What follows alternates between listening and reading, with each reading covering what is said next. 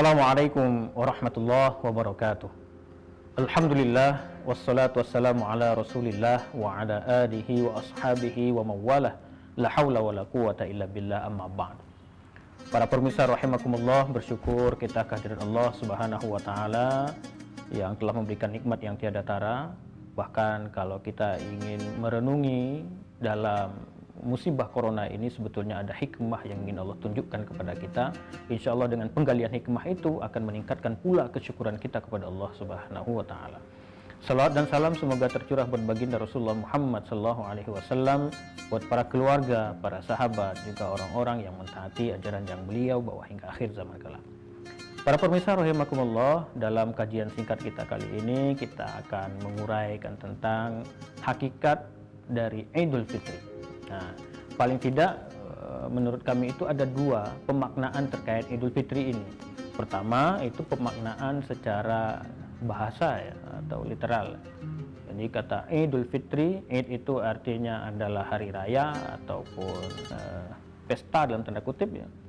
Kemudian Fitri itu kan artinya berbuka. Jadi istilahnya merayakan berbuka kembali setelah sebulan di bulan Ramadan itu berpuasa. Nah, tapi kalau pemaknaan ini yang menjadi hakikat Idul Fitri tentulah rasanya kurang tepat ataupun tidak tepat ya. Karena semua orang bisa makan dan minum, saya kira. Nah, sehingga ada pemaknaan yang kedua terkait dengan Idul Fitri ini yang kiranya ini menurut kami menjadi hakikat ya, menjadi hakikat dari Idul Fitri itu sendiri. Nah, ini adalah yang kedua, ini adalah pemaknaan secara nilai ataupun substansi yang ada pada Idul Fitri itu. Nah, kata fitri itu kan ya fitrah ya, berarti artinya penyucian diri ya, penyucian jiwa.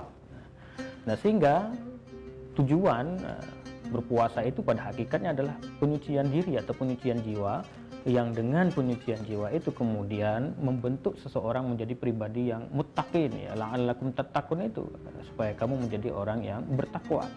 Nah, dari penyucian diri yang kemudian menghasilkan yang disebut dengan takwa itu, tentu takwa ini kan sudah jadi hasil, sehingga proses penyucian diri itu yang perlu menjadi perhatian kita.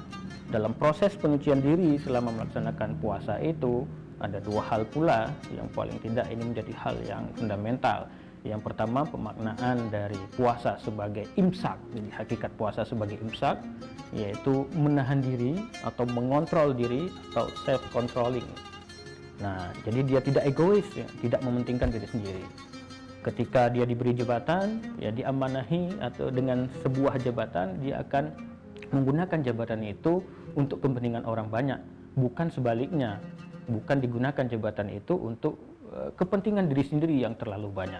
Nah, ini berarti dia tidak imsak karena tidak mampu menahan diri dari godaan jabatan untuk kepentingan dirinya sendiri.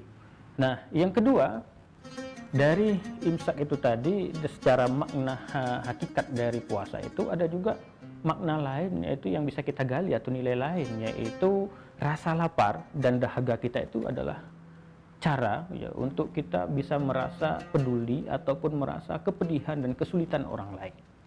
Nah, ini menjadi penting, sehingga kaitan dengan ini seseorang ketika dia mampu merenungi puasa itu dengan baik sehingga dia mendatangkan kepedulian kepada dirinya, maka dia akan terbangun kepekaan sosialnya dan menjadi pribadi yang memiliki kesalehan sosial. Nah, sehingga dia akan berupaya untuk menjadi dirinya atau menjadikan dirinya adalah pribadi yang bermanfaat bagi orang lain. Kata Rasulullah, khairun nas anfa'uhum linnas. Sebaik-baik manusia adalah mereka yang paling bermanfaat bagi yang lain. Nah, sehingga dia akan berproses dirinya dengan puasa itu untuk menjadikan dirinya bermanfaat bagi orang lain. Kepekaan ataupun kesalehan sosialnya itu terbangun.